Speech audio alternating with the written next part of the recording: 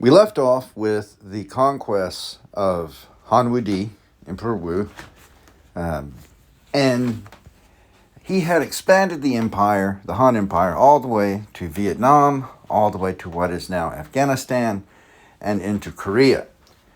The origins of the Korean culture, the Korean language, stem from a semi-mythical figure named Dongun.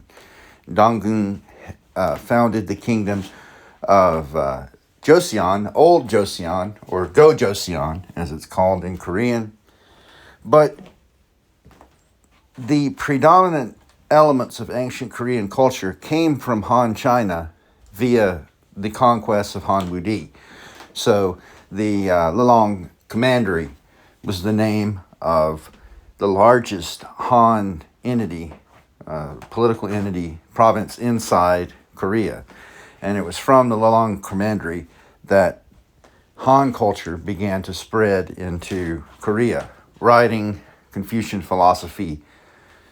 This is why traditional Korea would take on so many Chinese cultural elements, due to the fact that Han culture began disseminating from the Lelong Commandery. The Han Dynasty lasted for over 400 years. But what many people don't know is that the Han Dynasty actually, we can divide it into a Western Han Dynasty in the beginning and an Eastern dynasty, Han Dynasty at the end, with an intermediate period where the Han Dynasty actually fell and was restored. The Han Dynasty fell due to the actions of Wang Mang. Wang Mang created the short-lived Xin Dynasty, which was an absolute disaster, resulting in the Han being restored. So, the way that Wang Mang came to power, he originally came to power through the Empress Wang. Remember that in this kind of patrilineal society, women belong to the families of their fathers and brothers. They put their fathers and brothers in key positions of power when they become empresses and consorts, concubines, and these male relatives then can amass massive amounts of power. When we cover feudal Japan, we'll talk about the same patrilineal structure, and I'll show you a clip of a woman, female character from the movie Ran by Akira Kurosawa, one of the great classic samurai films. And she tricks her husband essentially into destroying his own clan. Why? Because her clan, her fathers and brothers, were all killed by her husband's father. Right? So she's actually loyal to her original birth family, and she doesn't develop loyalty to her husband, and she tricks him into destroying his clan, and of course she is also killed. There's a clip of this that I'm going to show you in the coming weeks that will make more sense of this. But these empresses were often loyal to their families of origin, not to the emperors, and to sometimes even to their own children. Though mostly, when we see empresses and concubines fighting for influence and power, they're usually fighting against other empresses and concubines and their male relatives and their children by the emperors. Wang Mang himself also impressed many people in the government due to his reputation for filial piety. He was like Kong Rong in this regard. He took extraordinary care of his parents and his elderly uncle and his family members in general.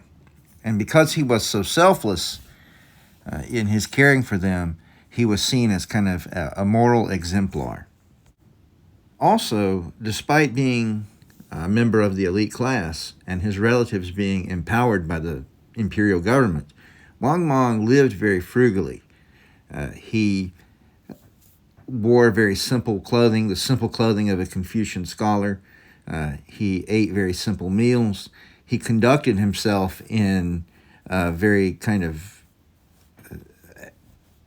a moral and upstanding manner without drawing a lot of attention to himself. And ironically, this did draw a great deal of attention to himself. Wang Mang was also an impartial stickler for law. Once he became the commander of the army, he had his own son executed for attempting for conspiracy. And this was something that he continued to do to enforce the laws impartially, even to the point that he had one of his own grandsons executed. When the 8-year-old emperor, Ping, came to the throne, Wang Mang was made regent. And this was an extremely powerful position. Essentially, he was the acting emperor. And Wang Mang ultimately used this position to increase his own power, to weaken members of the Liu clan, the imperial clan, the descendants of Liu Bang, and to seize control, total control. Wang Mang historically has been seen as a great villain, as a fraud, as someone who pretended to be pious, noble, righteous, but actually was power hungry. One of the reasons for this is the absolute disaster of his reign. Wang Mang sort of set himself up as a reincarnation of the Duke of Zhou, one of the great ancient figures whom Confucius praised.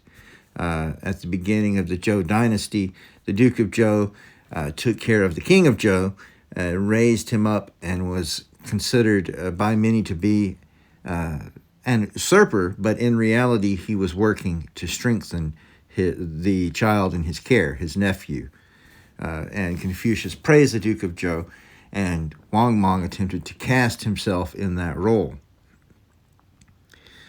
But he also wanted to implement several anachronisms. One thing he wanted to do is he wanted to reinstate what was called the well-field system. The well-field system was basically a primitive form of land redistribution, of land ownership, in which you had several fields. Each field would be worked by one peasant family, and there would be a field in common that they all worked together. And the peasants would own everything in their own fields. They would pay taxes through the common field. And this was the kind of system that many Confucians believed existed in antiquity and wanted to restore. And Wang Mang attempted to restore this system by taking massive amounts of land away from the nobility, redistributing it to the peasants. The problem was that the peasants weren't going to work that common field. They were going to work in their own fields. This is something that the Han emperors Wan and Jing understood, that if the peasants keep more of what they produce, they will produce more, and the state will be enriched as a result. The opposite took place during the reign of Wang Mang. The peasants cultivated their own lands. They ignored the common land owned by the government, and as a result, government revenues fell dramatically. And not only were the nobility irritated that their land had been taken and redistributed, the peasants themselves weren't producing taxation for the government. To make matters worse, the nomadic tribes in the north, beyond the Great Wall, like the Xiongnu, whom we talked about in the last lecture, they began to raid into the interior of China. And this required more expenses by the government to repel. They had to raise troops. They had to repair parts of the Great Wall that had become dilapidated, and the Xiongnu were able to break in through those dilapidated gaps. The Great Wall in general worked very, very, very, very well throughout most of Chinese history, but the wall had to be maintained. The government had to be capable of maintaining the wall with troops, with supplies, with repairs, etc. When that could be done, the wall was very successful in keeping out the nomadic tribes who were superior on the battlefield due to the fact that they were all cavalrymen.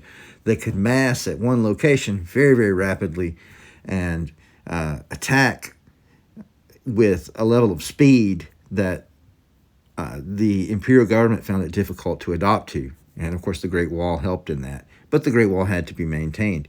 So Wang Mang needed more and more money as time went on. Well, he did what many rulers of ancient empires did in this situation, including the Roman Empire, emperors like Diocletian, for example. He minted more currency.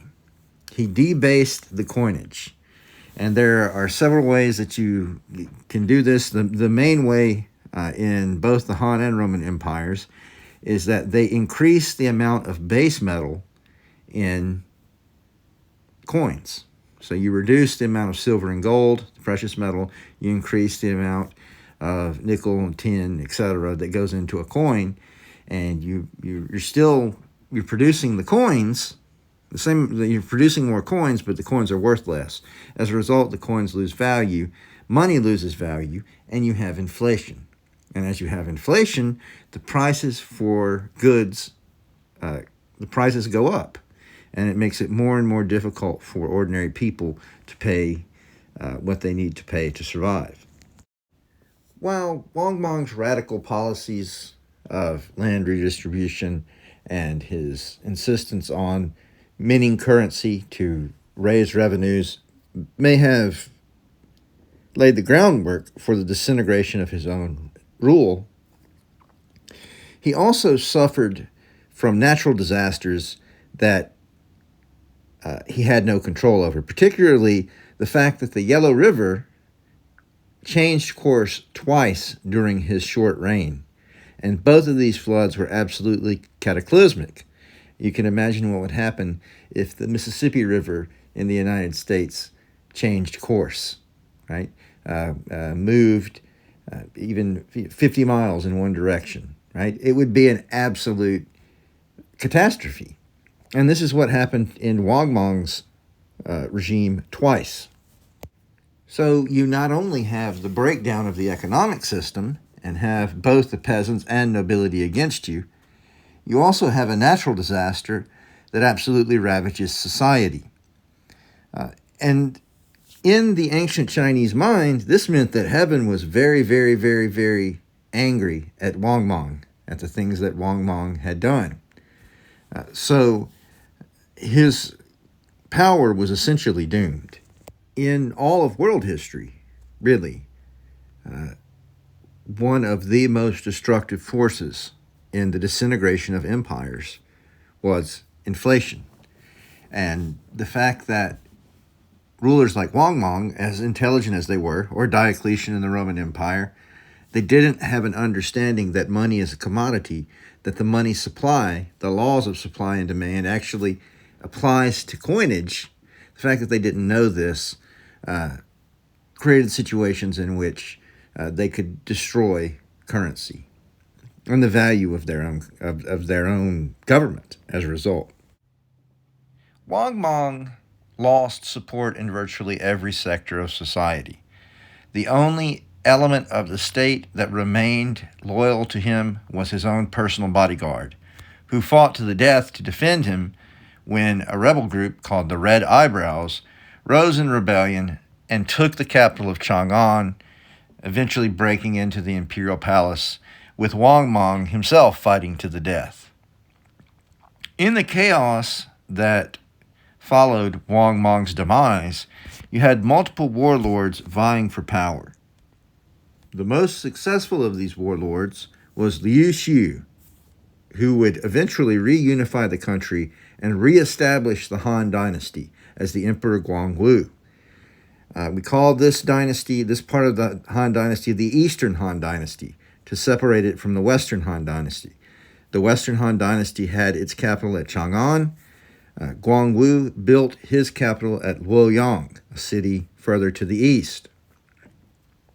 And this restored Han Dynasty undid many of the reforms of Wang Mang that had proven so destructive, and the Emperor Guangwu was able to establish another 200-year period of relative prosperity for Chinese civilization. Just as the Eastern Han, or Western Han Dynasty rather, had encountered political infighting between court eunuchs who were castrated male servants, and I should probably say something about them. Eunuchs played a huge role in most of Chinese history due to the fact that these were the personal attendants of the emperors. The emperors had to be sure, not just for their own egos, but for the stability of society, that every child born in the imperial palace was theirs, that there was a blood connection to the reigning emperor. That way the succession could be secured, political ties could be secured, and paternity was the foundation of this. As a result of this, the emperor could not have intact men inside the family chambers. So he had instead eunuchs, men who were incapable of fathering children because they had been castrated.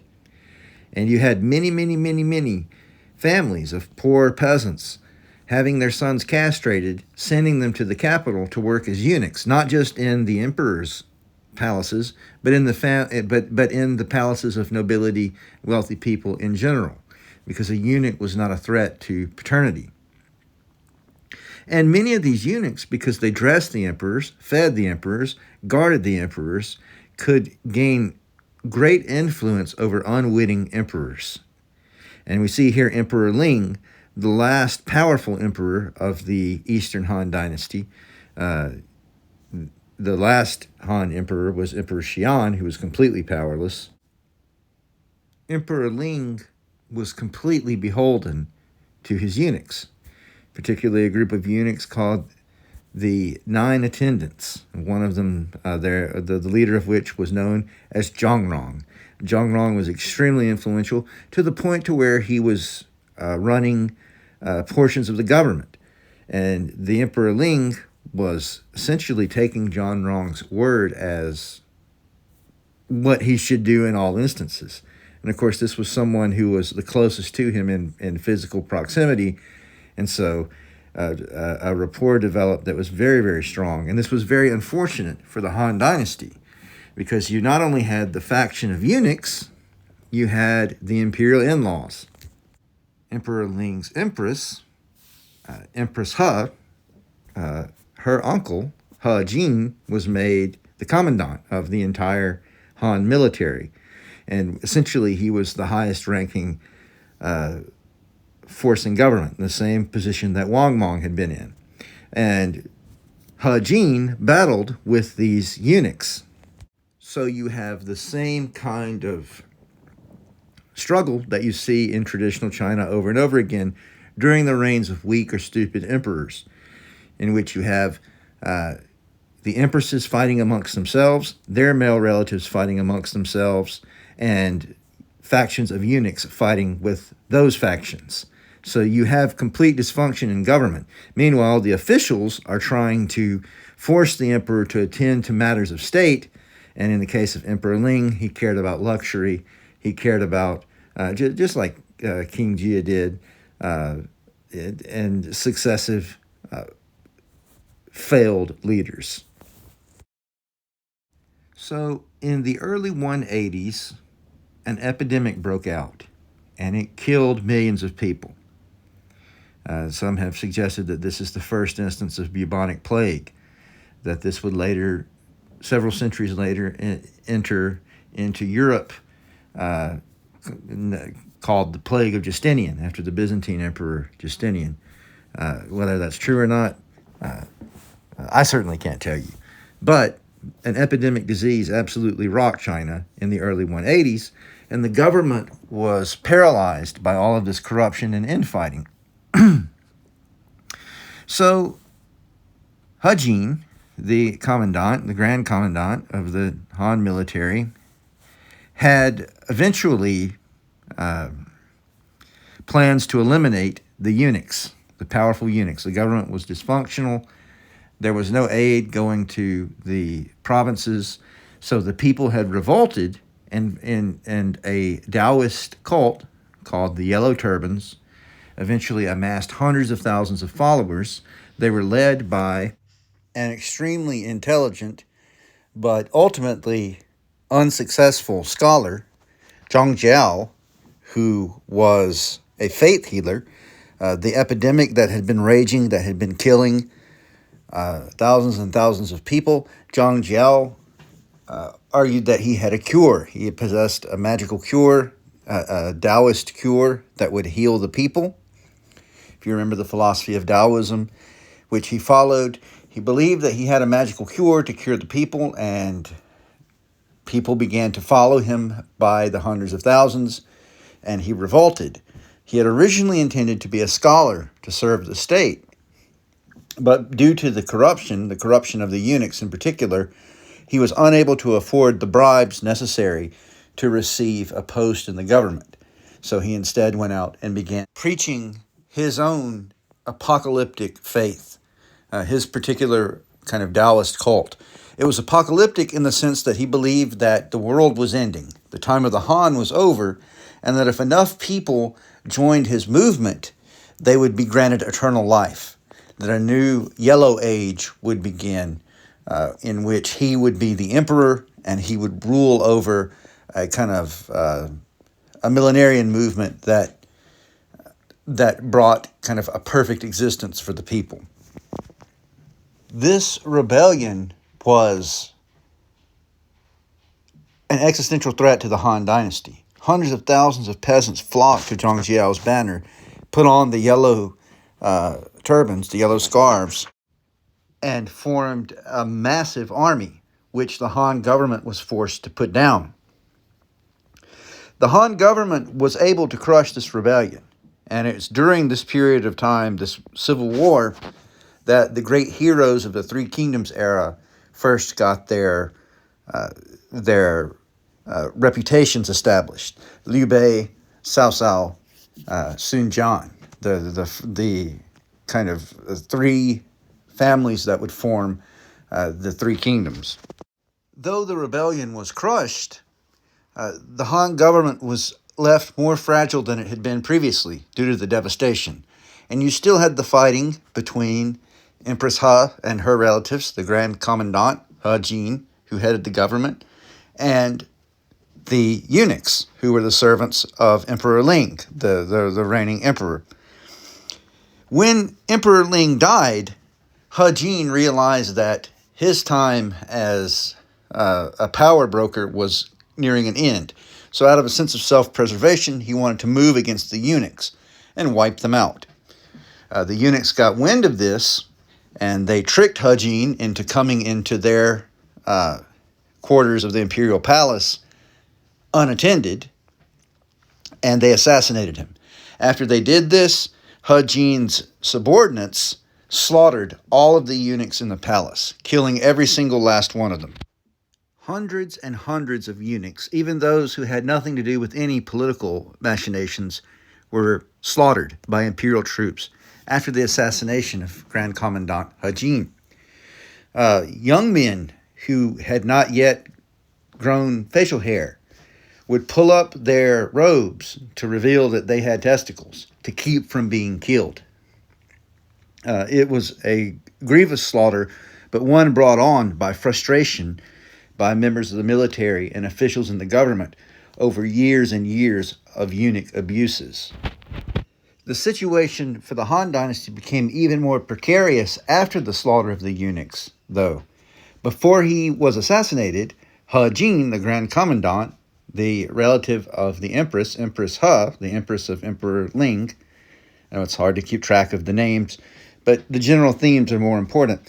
Before he was assassinated, he called in a frontier general who had been fighting the Xiongnu, if you remember. In European history, they're known as the Huns. It's the same ethnic group. Once the Han defeated them, some of them migrated west and became the Huns under the leader Attila, who would later fight the Roman Empire. This general, Dongzhuo, was called in by He Jin to establish order in the capital. It's as though, let's say that there was chaos in Washington, D.C., and then the president calls in a general to come in with an army, a division, say he calls the 82nd Airborne Division in, and they take over. Well, this is what happened. The commanding general, Dong Zhuo, took over the government. However, he was not a pacifying force. He didn't heal the state. In fact, he made things worse. He took Emperor Ling's successor, the young Emperor Shao, deposed him, put his younger brother, Emperor Xian, on the throne, and then ruled as a tyrant. And he began to mutilate prisoners. He began to bully, torture officials. He began to oppress the people in a very severe fashion. And it was the revolt against Dong Zhuo that would lead to the establishment of the Three Kingdoms, and the history that would inspire the great 14th century novel, Romance of the Three Kingdoms, which is possibly the most read of all Chinese literature. It's an epic work, famous throughout the world, and one of the most heroic accounts in world literature. But that's for another video.